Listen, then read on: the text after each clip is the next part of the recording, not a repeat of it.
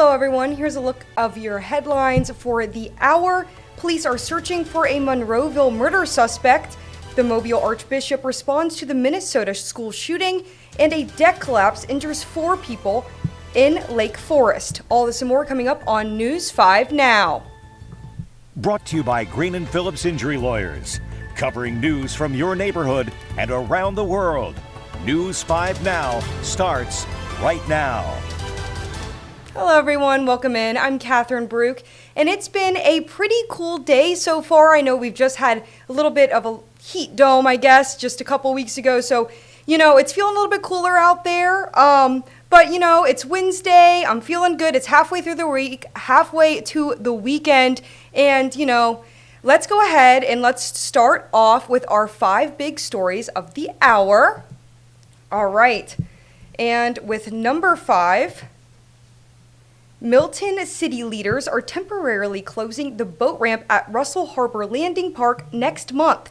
Starting September 28th, the ramp will be off limits as crews work to repair damage caused by previous storms.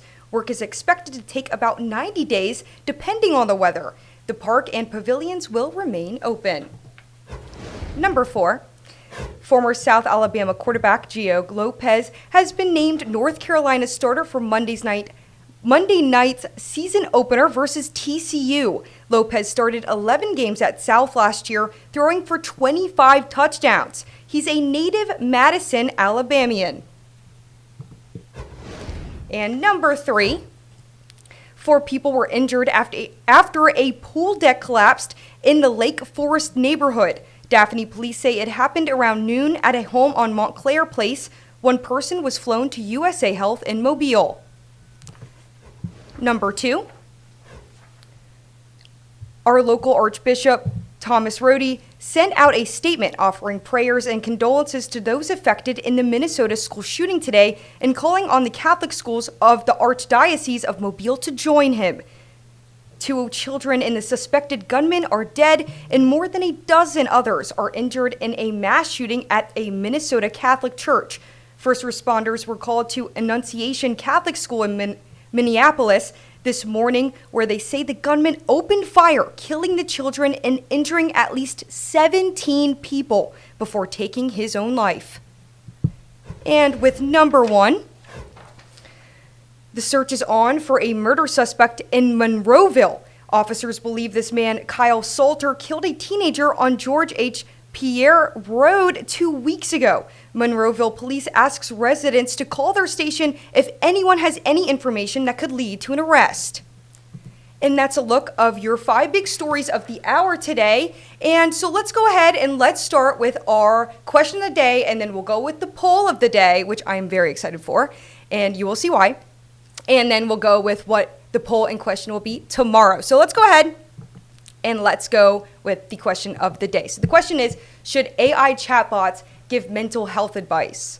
Honestly, I say no. I feel like you should go and get some, actual physical help, or, go get an actual therapist or anything of that nature, or anyone who has any knowledge. But I think AI in general has just grown drastically, especially throughout the years. I know, especially with ChatGPT, that blew up quite a bit ago. But I mean, the things that they can do now is just incredible. So I mean, let's see what you guys have to say, though. This should be interesting. Not without passing the state cert exam. That's what Andrew said. Mark says there are places in health services for AI bots, but the actual giving of guidance should be left to humans, where compassion, empathy, and situational awareness can contribute to the guidance. An AI bot isn't going to understand the anxiety of personal stress or the dramatic void that accompanies loss or the loneliness of non-self-inflicted isolation or what may trigger self-harm. And I completely agree with this. AI bots do not have feelings. They're just robotic answers that pump out answers in a matter of seconds, minutes. But whatever you prefer to do, totally get it. healthcare needs improvement via access, cost, and reduce the stigma of mental health help. But I don't think AI is the way to go. So absolutely not, in my opinion. And yeah, a lot of people are saying no. Some people say yes, though. But a lot of people are saying no.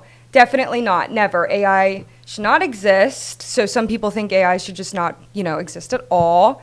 Again, it is a growing platform. It's still growing. There's a lot with that. So, who knows what AI can do years from now, But let's go ahead and let's get to what I'm very excited for, the poll of the day today. And if you are a Swiftie like me and a lot of the other girls in the station who were very excited for this poll, then this one's for you, y'all. So what is your take on the Taylor Swift and Travis Kelce's engagement? So 75% of you guys said love story. It's a love story, and Taylor said yes, okay? 2% of you guys said bad blood. So I would say it's a love story as well. I loved the photos. I loved the ring. I think they are so cute together. It's very, what's the song on the Tortured Poets, her latest album? High School. I think they're so cute. But yeah, definitely not bad blood. But 2% of you guys said bad blood. And then 23 of you guys said blank space. So just no comment there. Just, play on words on that part. So blank space, no comment. But awesome. So let's go ahead and let's share what is going to happen tomorrow. So your question of the day tomorrow, which you can go on our Facebook page and, you can go on our Facebook page and you can go ahead and answer our question today at WKRG News 5. And it is, what is your favorite football food? So personally, oh my gosh, this is such a good one. So like football food, I'm guessing is like that Sunday night, like kind of just snacks and stuff. Buffalo chicken dip. I love a good buffalo chicken dip. I can make and bake a mean buffalo chicken dip. I also like mac and cheese as well, very crusted on the top, mac and cheese, spinach artichoke dip. I'm big on dips when it comes to football night. But I'm so excited to see what you guys have to say. Back when I was in school at West Virginia, and this is a West Virginia thing, but we had pepperoni rolls. So it's a roll with just like a pepperoni stick inside.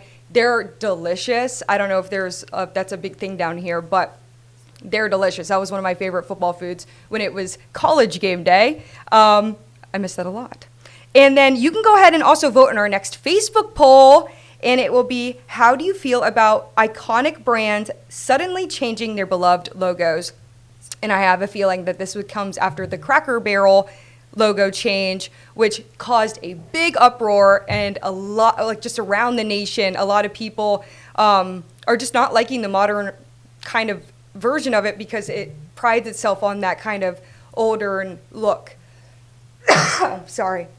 But yeah, so you can go ahead and we will come back here tomorrow to share those results, and we will be back on News 5 at 6, and you can go ahead and watch that, and we'll be on Gulf Coast CW at 9 and back here on WKRG News 5 for 10 o'clock. And thank you so much for joining me today. It was a pleasure, and I hope you guys have a great rest of your day and a great rest of your week. Take care. Covering news from your neighborhood and around the world. You are watching News 5 Now, brought to you by Green & Phillips Injury Lawyers.